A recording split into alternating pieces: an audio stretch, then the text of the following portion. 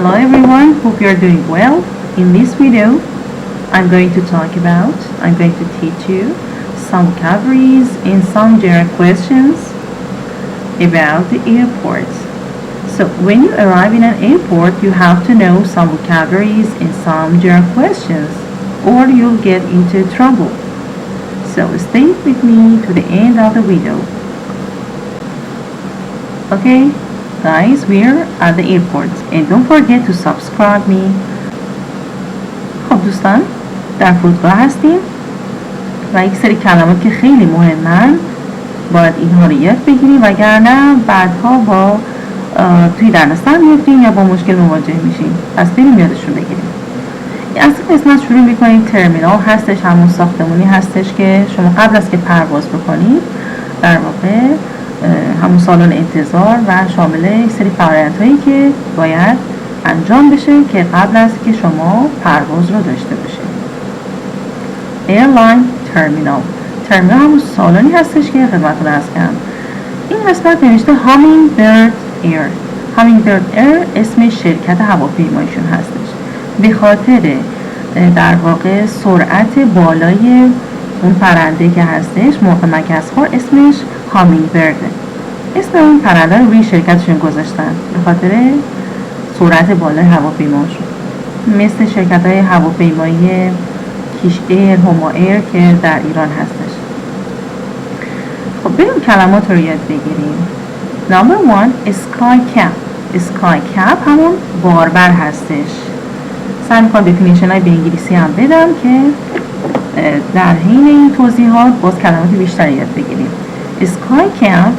Sky cap man is a person that helps you to carry on your baggage and bags to the taxi or any place you want.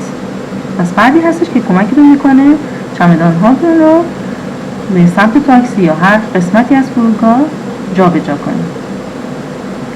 He helps you to move them on to any place you want. Number 2 checking kiosk. این قسمت در واقع زمانی که وارد فرودگاه شدیم، این قسمت یک مرحله هستش که شما میای اطلاعاتتون رو این قسمت ثبت میکنی و حضورتون ثبت میشه و به شما کارت پرواز داده میشه. کارت پرواز میشه boarding pass که این قسمت یادش میگیریم. boarding pass. checking kiosk، بچه کیوسک نیست، کیوسک. اوکی، تلفظ هم دقت کنید. number 3 از این قسمت که شما کارت پرواز گرفتی. number 3 ticket agent. اگر میخوایم بلیط بخریم باید به این قسمت مراجعه کنید.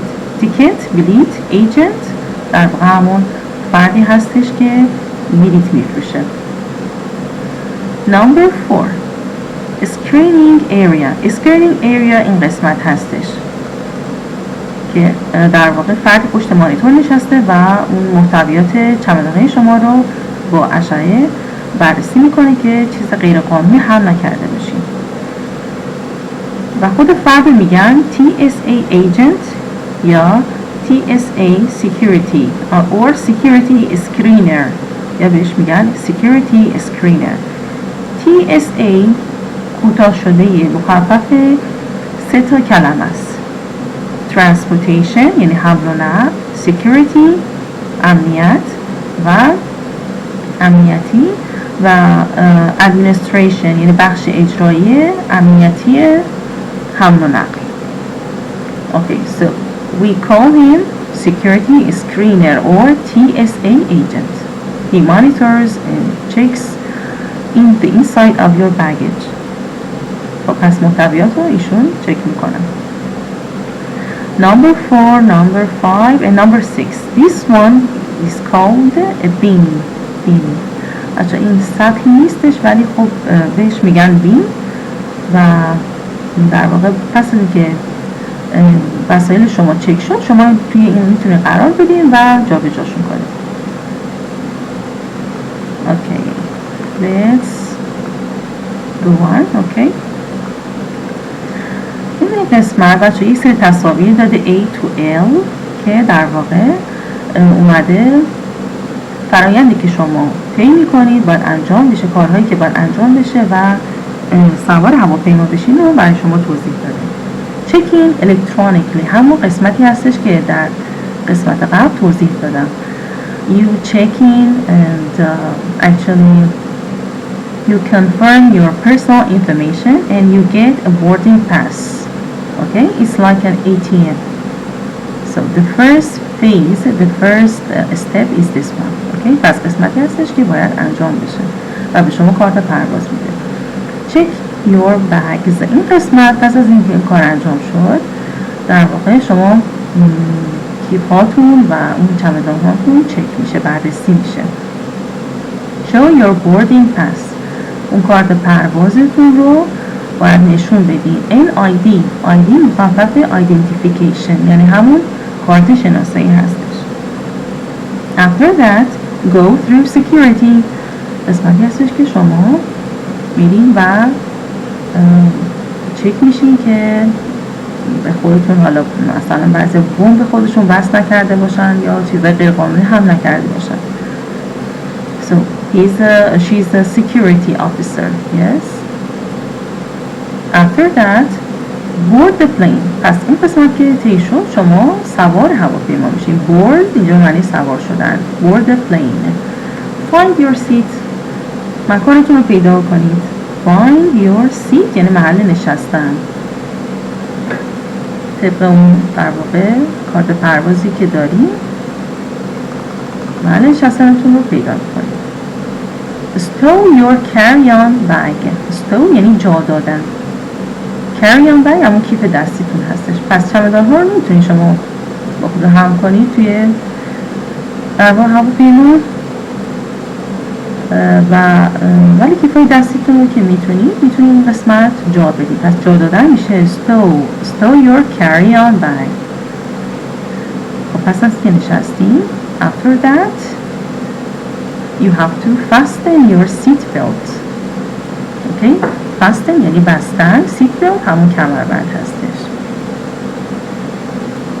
fasten your seat belt. don't forget it's so important. put your cell phone in airline mode. پس گوشیتون هم در واقع موبایل هست حتما اون رو روی حالت پرواز قرار دهید.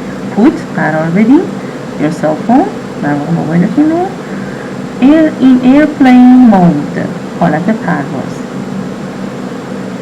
چون به خاطر موجهایی که ارسال میکنه توی پرواز اختلال ایجاد میکنه. okay so everything is done and it's time to take off. yes take off همون پرواز کردن هواپیما رو میگیم take off or leave the airport. the airplane is leaving the airport.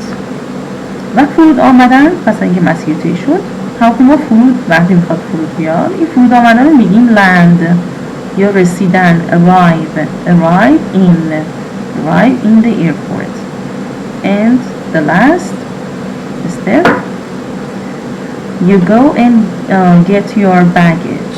okay پس اینجا claim به معنی ادعا کردن is to ask for something یعنی در واقع درخواست میکنیم یعنی دنبال چمدان هاتون.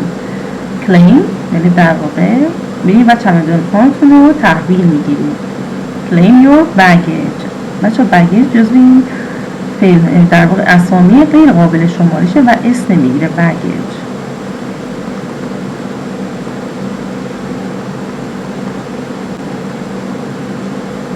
در این قسمت ما یک سری باز تصاویر رو داریم. at the gate در خود فرودگاه هستش. gate یا flight gate هم بهش میگن در واقع دروازه پرواز.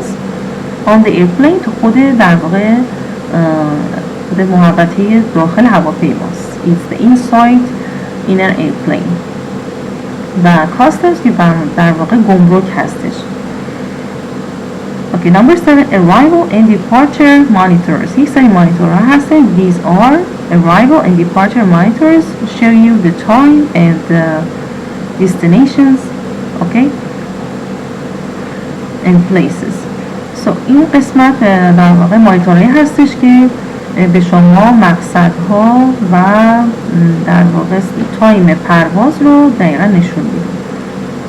گیت هم دروازه هستش که تعداد گیت های مختلف داریم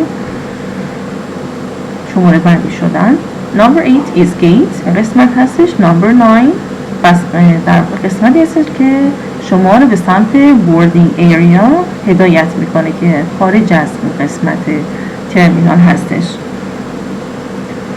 Number 9, boarding area. This is called boarding area, which is outside the airport, outside the terminal. Okay.